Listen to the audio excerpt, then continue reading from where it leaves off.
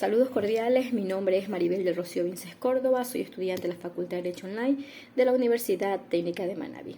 Hoy estoy aquí con el propósito de realizar un análisis interpretativo de un caso que sucedió aquí en el Ecuador hace mucho tiempo atrás, especialmente en la ciudad de Guayaquil. Bueno, para dar este análisis y ver qué derechos son vulnerados en este caso, permítanme leerles el caso a continuación. Los acontecimientos del presente caso se ubicaron en un contexto en el que algunas de las principales ciudades del Ecuador se vieron afectadas por graves hechos de delincuencia, los cuales originó un clima de inseguridad y de conmoción interna. Ante dicha situación, en septiembre del año de 1992, se dictó un decreto, es decir, el decreto 86, el cual establecía la intervención de las Fuerzas Armadas en todo el territorio nacional ecuatoriano. Bueno, el 6 de marzo de 1993, las tres ramas de las Fuerzas Armadas y de la Policía Nacional llevaron a cabo un operativo conjunto en una zona suburbana de la ciudad de Guayaquil, denominada Barrio Batallón. El propósito principal de este operativo era la captura de delincuentes, narcotraficantes y terroristas de ese entonces. Durante el desarrollo del operativo, los miembros de las Fuerzas Armadas, encapuchados con pasamontañas, emplearon explosivos para abrir las puertas de las viviendas y acceder a los domicilios de los señores Perico de los Palotes, Juan Pegaduro y José María Piguave. Las tres personas fallecieron debido a los disparos que hicieron los agentes.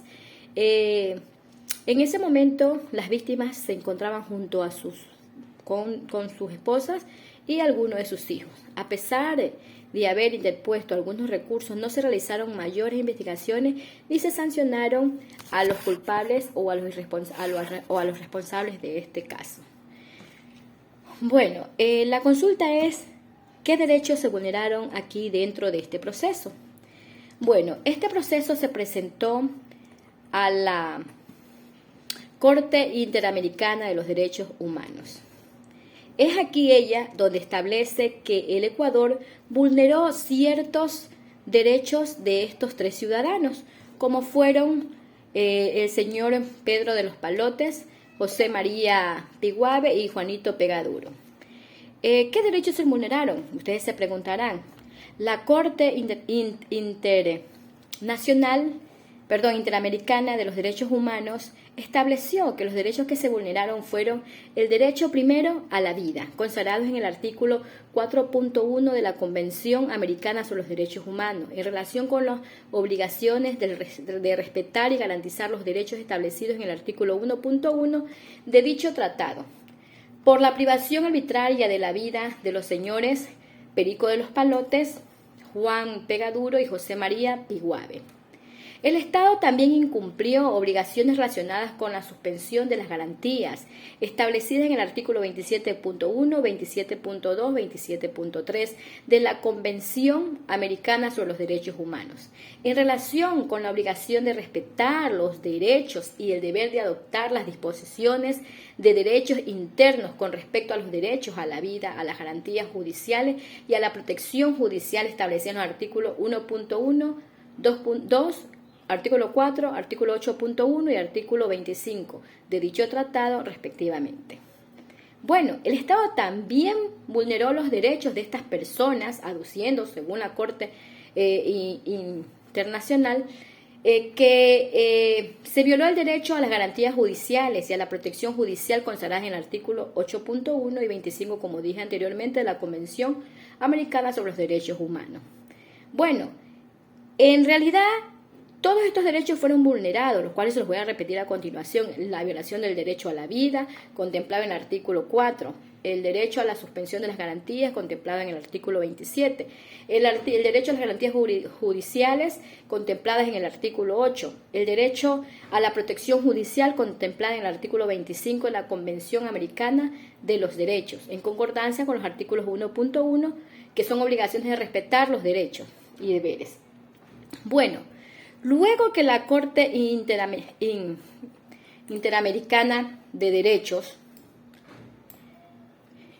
estableció que sí se vulneró los derechos. Ellos también sancionaron al Ecuador imponiéndole que tenían que reparar este daño a los señores Perico de los Palotes, a la señorita José María Piguave y al señor Juan Pegaduro, aduciendo que el Ecuador tenía que reparar ese daño que había hecho de una forma con valores económicos, y también dando a conocer de que ellos vulneraron el derecho e incumplieron el derecho a la vida de estas personas, las cuales se contemplan en la reparación de los derechos en la Convención Americana, en el artículo 63.1, el cual dice que cuando hubo violación de un derecho o libertad protegidos en esta convención, la Corte dispondrá que se garantice al lesionado en el goce de sus derechos o libertad que se dé, ¿no?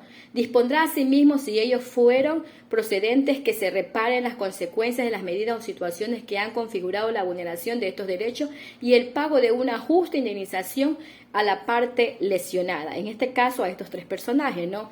Entonces, la Corte Interamericana de los Derechos estableció primero que la Corte procederá a determinar quiénes fueron las personas afectadas. Segundo, que se indemnice con el 50% a la esposa, con un valor de $25,000, con un valor de $20,000 a cada uno de los hijos. En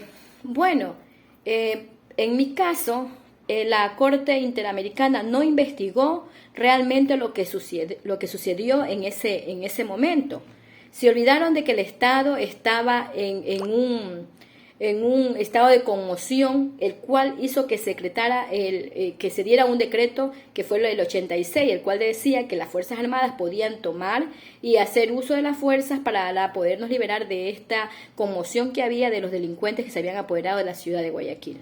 Entonces, la Corte Interamericana también falló en no investigar cómo fueron los procesos, simplemente que sancionó al Ecuador, aduciendo que el Ecuador había violado el derecho a la vida, el derecho a la seguridad, el derecho a la protección, el derecho a las garantías judiciales. Entonces, esto hizo que el Ecuador tuviera que reconocer esos valores a estas tres personas que fueron afectadas y a sus familiares, cuando en realidad la Corte Interamericana de los Derechos no investigó realmente el caso, cómo sucedieron. Esto es todo, compañero, que puedo acotar a mi intervención. Gracias.